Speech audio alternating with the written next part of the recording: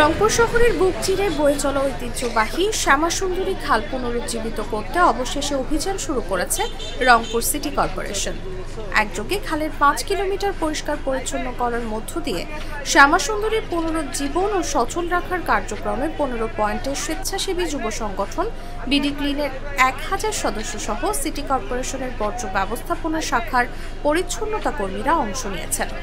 বাইরের মানুষ এসে আপনাদের শহরটাকে যদি পরিষ্কার করতে পারে বা পরিচ্ছন্ন রাখতে পারে বা চাই, তাহলে আমরা কেন পারবো না? ওটার জন্য এটা উদ্যোগটা নেওয়া। আমরা হয়তো পুরোটাই পারবো না, বাট কিছুটা পারবো। শনিবার সকালে শ্যামাসুন্দরী খাল পরিষ্কার পরিচ্ছন্নকরণ ও জনসচেতনতা কার্যক্রমের উদ্বোধন করেন সিটি মেয়র মুস্তাফিজুর রহমান মোস্তফা।